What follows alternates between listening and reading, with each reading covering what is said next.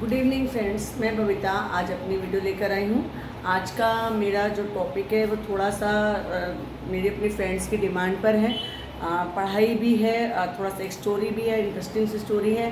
मैं स्टोरी जो लेकर आई हूँ आज एक आइलैंड्स की स्टोरी लेकर आई हूँ, जो फायरो आइलैंड्स की स्टोरी कह सकते हैं। फॉक टेल्स है वहाँ पर। बहुत ही इंटरेस्टिंग सी स्टोरी है, लेकिन उससे पहले जो जैसे मैं हमेशा कोट्स लाती हूँ, सबको गुड इवनिंग कहते हुए मैं अपने कोट्स पढ़ती हूँ। When a woman has faced everything alone, she comes back with a mindset like a monster that fears nothing. Second, growth also looks like letting people assume wrongly about you, knowing that the little fictional story in their minds is more about their fears and insecurities from your reality. And इसके बाद एक important, बहुत ही important मैं बोलूँगी, the best revenge is massive success of you and you have to focus on yourself, your improvement and embracing your new life without them. And the fifth one is कि आप उसको forgive him or forgive her. It's a very good quote. ये पांचों coat आपको थोड़ा थोड़ा सा समझ में आ जाएंगे। लेडीज़ की बात करूँगी, जो बात मैं बताने जा रही हूँ कि कोई आपको छोड़ के चला जाता है, ब्रेकअप हो जाता है, उसके बाद आपको लाइफ को कैसे सेटअप करना है, उसी के इर्द गिर्द मेरी कहानी है। और लव एंड रिवेंज भी इसमें एक कहानी देखने को मिलती है। कहते हैं कि एक आइलैंड है, वो आइलैंड है, जो जगह है वो बड़ी थोड़ी अलग सी है। इसे फॉक टेल्स बोलेंगे। और ये जो मिक्लाडपुर करके एक जगह है, बीच है, समुद्र के बीचों बीच एक फेरी, जिसे कि बोलेंगे हम सी वुमेन बोलेंगे, शेल वुमेन बोलेंगे। उसकी एक 13 फीट की उसकी एक मूर्ति है। और जो today I am sharing the story of, जो कि जैशुआ गुटरेज ने फेसबुक पर इसको शेयर किया है। और मैं आपको स्टोरी पर, इस पर बहुत सारी फिल्में बनी हैं, इस पर अभी कुछ रिसर्च वर्क भी हुआ है। कहते हैं कि उसके एंसेस्टर्स अभी भी उस जगह पर जन्म लेते हैं, जिनके कुछ पैरों में फुट्स में थोड़े से सी के, समुद्र के जैसे पैरों के से निशान फुट पे होते हैं। पता नहीं कितना मिथ है, कितना सच है। बोलते हैं कि वो उसी का ही जन्म लेकर उसके एंसेस्टर्स चले जा रहे हैं। This story about a lady कोपेनकोनन करके एक जगह, there is a statue of the seal women is in Milkadogur. Please write the place, Milkadogur, on the island of Kelsoe, and it is made of bronze and steel and 13 meters up and high, और waves को भी झेल सकती है। और ये Fock tales है फायरो island की। समुद्र के बीचों बीच वो 13 फुट लंबी एक फेरी है। आप उसे गूगल पर सर्च कर सकते हैं। उसकी लगी हुई है, जिसे कि हम शेल वुमेन कहेंगे, जिसे कि समुद्री जलपरी जैसे होती हैं, उस तरह की हम उसको बोलेंगे। अब मैं स्टोरी आपको सारी शुरू से सुनाती हूँ, किस तरह से स्टोरी चलेगी, मूव करेगी। और इसको जिस तरह से हमारे यहाँ बहुत सारी फोक स्टोरीज चलती हैं, ऐसे ये उस फायरो आइलैंड में स्टोरी चलती है।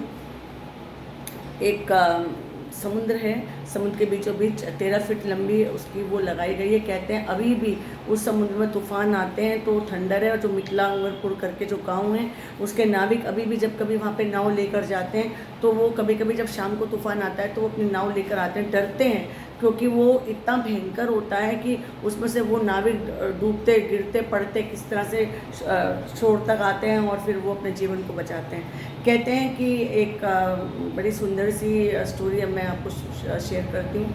8-10 ये शेल वुमेन या जल परियाँ जो थी, जो कि आधी वुमेन और आधी उनके समुद्र वाले पैर होते हैं, उस तरह से वो आती थी। तो वो अपने पूरे शेल को समुद्र के बीचों बीच से आती थी और किनारे पर वो अपने शेल को एक जगह रख देती थी।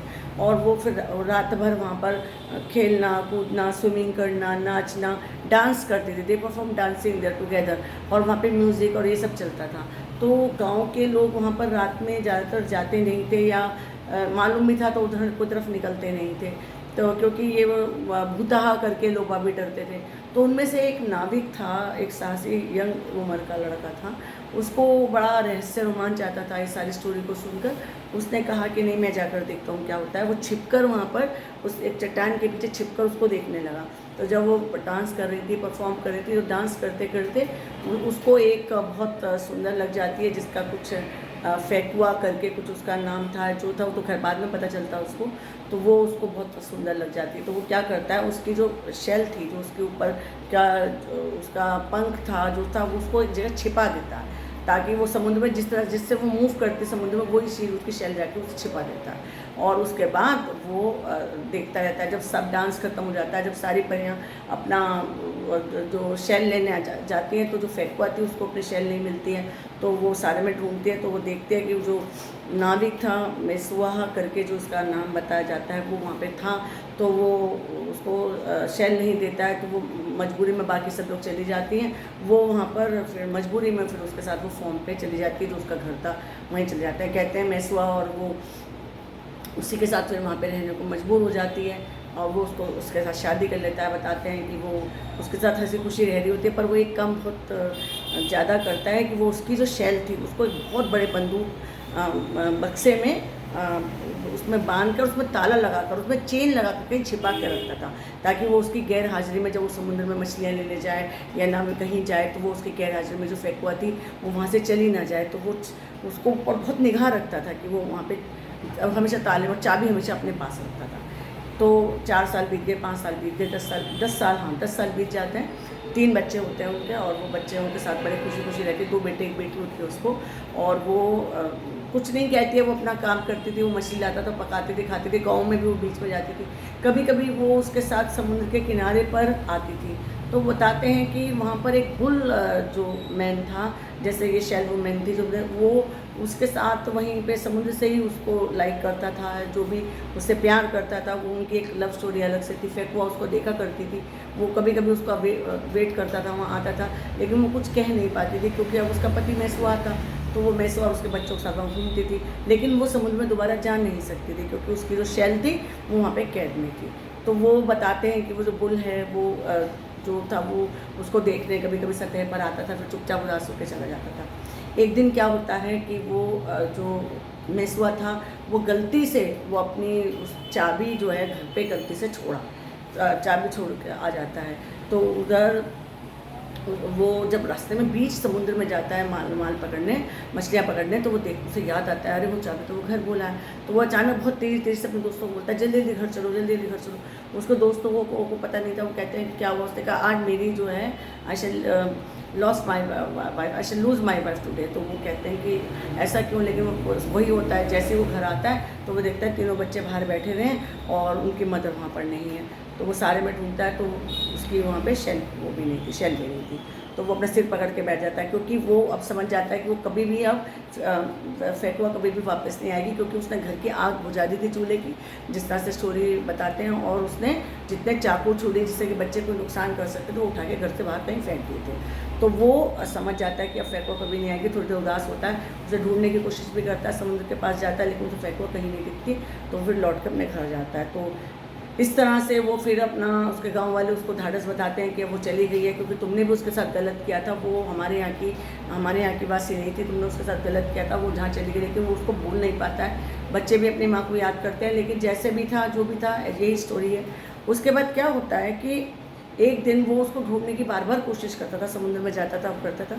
तो बताते हैं कि वो जो बुल था वो आता है ऊपर, तो वो उसको कभी कभी वो फिर से ऊपर आते थे और करते थे। तो एक दिन वो उसको सपने में आती है कि तुम बार बार आकर जो पानी में ढूंढते हो उसको, फेकुआ आप कभी नहीं आएगी, क्योंकि जो वो बुल था, जो उसको 7-8 साल से 10 साल से उसकी प्रतीक्षा कर रहा था, जो कि वहीं पर केवर करके नाम था, वो उसको साथ शादी कर लेती है। और केवर और फेकुआ आराम से अपने घर वहाँ पे रहते हैं, समुद्र के नीचे रहते हैं। उसके भी 2 बड़े प्यारे प्यारे छोटे छोटे बच्चे हो जाते हैं। तो वो आकर उसको कहते हैं कि अब हमें ढूंढने की कोशिश मत करो, और तुम आके निरीह जीवों को मारते हो, उसके फेकुआ की खोज में तुम सारा दिन वहाँ पानी में छानते रहते हो। वो उसको सपने में आकर बोलती है, लेकिन वो नहीं मानता है। तो वो क्या करता है कि वो डीप समुद्र में जाता है, जहाँ पर वो नीचे उनकी पूरी बस्ती थी, जहाँ वो सारे शेल वुमेन और मैन रहते थे।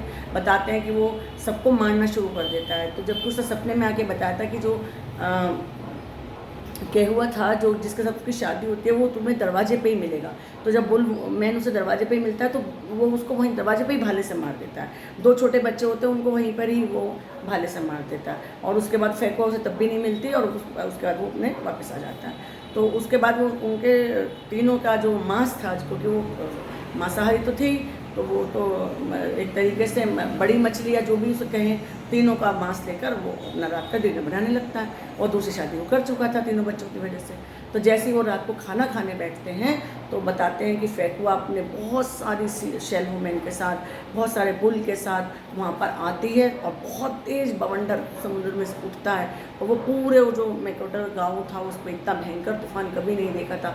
और वो आके गरज के बरस कर उसको बोलते हैं कि तुमने मेरे बच्चों को, मेरे पति को मारा है, मैं तुम्हारे साथ रही, मैंने बच्चे हुए, तुम्हारी गृहस्थी थी, अब तुम्हारी एक बीवी भी है, तुमने मेरी गृहस्थी खत्म कर दी।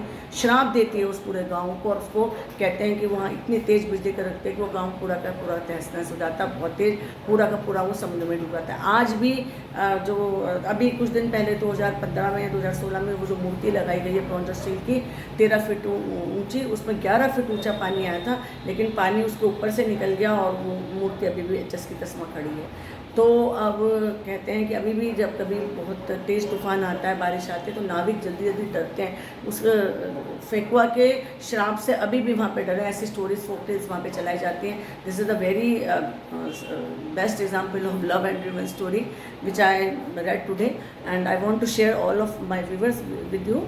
क्योंकि मुझे क्या लगता है कि जिस तरह की स्टोरीज चली हैं, जिस तरह की वो कहर बरसा है, कहते हैं आज भी वहाँ पर कुछ बच्चे जो जन्म लेते हैं उनके जो नीचे अंगूठे और जो नीचे फुट स्टेप्स हैं उसमें कुछ कुछ वहाँ का लक्षण आता है, वो उसके एंसेस्टर्स कहे जाते हैं। कितना सच है कितना वो तो फोक टेल्स है, लेकिन मेरा मन हुआ कि मैं आज आपको स्टोरी, और मैं अब आपको एक इम्पॉर्टेंट बात बताऊँगी कि जिसका जो कि मैंने एक कोट लिखा था कि when a woman has faced everything alone she comes back with a mindset like a monster that fears nothing. जब कितना इसको चरितार्थ करता है मेरा ये quote. And if growth also looks like, कभी कभी जो हमारी ग्रोथ होती है, लेटिंग पीपल एज्यूम रॉन्गली, लोग आपको ना एज्यूम करने लगते हैं, रॉन्गली एज्यूम करने लगते हैं about you, knowing that the little fictional story in their minds is more about their fears and insecurities than your reality. ये बिल्कुल बहुत बड़ा सच है, ये चीज़ मैंने भी देखी अपने साथ। वो आपको एक ऐसा एज्यूम करने लगते हैं अपने माइंड में, वो आपकी स्टोरीज कुछ अलग बना देते हैं और आप क्या हैं वो आपको जानना भी नहीं चाहते। वो आपको जिस तरह से देखना चाहते हैं वैसी स्टोरीज वो अपने माइंड में बना लेते हैं और उसे ही रियलिटी मान लेते हैं। और इस तरह से मैं एक बात आपसे बोलूँगी कि the best revenge is massive success. अगर किसी ने आपको छोड़ा है, दुखी करा है, परेशान किया है, दिस इज़ फॉर बॉयज़ भी और दिस इज़ फॉर गर्ल्स भी, आप उसको सक्सेस करके दिखाए। कहते हैं ना, वो मेरी शादी में जुर्माना पिक्चर थी, उसने डीएम बन के दिखाया था उसको, बाद में वो लोग आए ना आए that is the another thing. आप उसको एक मैसिव सक्सेस करके दिखाइए and you have to focus your improvement, your success, embracing your life. और विदाउट देम, उनके बगैर जीना सीखिए, अपनी सक्सेस बनाइए, उन्हें और ज़्यादा खुश होकर दिखाइए। और सच में जो उनकी कहानी वहीं तक थी, कहते हैं ना, जिसने जहाँ तक साथ दिया उसका वहाँ तक शुक्रिया। और फिफ्थ में एक बात कहूँगी, द स्वीटेस्ट रिवेंज, जो कि मैं भी जिसे मानती हूँ, the sweetest revenge is forgive. Forgive her, forgive him. उनको माफ़ कर दो, क्या पता उनकी क्या मजबूरी है, क्या पता उनकी क्या परेशानी है, और आप अपना आगे बढ़ो, अपने स्किल्स आगे कीजिए, अपनी लाइफ में आगे बढ़िए। कोई आपको और अच्छा बेटर ऑप्शन मिलता है उसको देखिए। लाइफ ख़त्म करने की चीज़ नहीं है। एज ए काउंसलर भी बोलूँगी, एज ए मोटिवेटर भी बोलूँगी। कल जो यूजीसी नेट का एग्ज़ाम हुआ है वो सेकंड शिफ्ट का बता रहे हैं, काफ़ी टफ आया था। मेरी दोनों शिफ्ट के लोगों को बता के कि नॉर्मलाइजेशन में रिजल्ट आएगा, आपका परसेंटाइल में रिजल्ट आएगा, इसे डरने की ज़रूरत नहीं है। फर्स्ट शिफ्ट का अगर हल्का था और सेकेंड शिफ्ट का थोड़ा हार्ड भी था, तो भी आपका रिजल्ट जो है वो बहुत अच्छा आएगा। और मैं आज यंगस्टर्स के लिए स्टोरी लाई थी। इस स्टोरी ने मुझे भी झकझोर दिया था कि लव एंड रिवेंज की ऐसी एक स्टोरी जो सदियों से चली आ रही है। वहाँ पे सी पर मूर्ति आज भी लगाई गई है, लोग उस पर आज भी काम कर रहे हैं, एक रिसर्च का वर्क है। और सबको मैं आज अपना, शाम का वक्त है, बहुत सुंदर बारिश हुई है हमारे यहाँ, और मैं सबको उसी सुहावने मौसम के साथ सबको छोड़ के जाती हूँ। नमस्कार, धन्यवाद।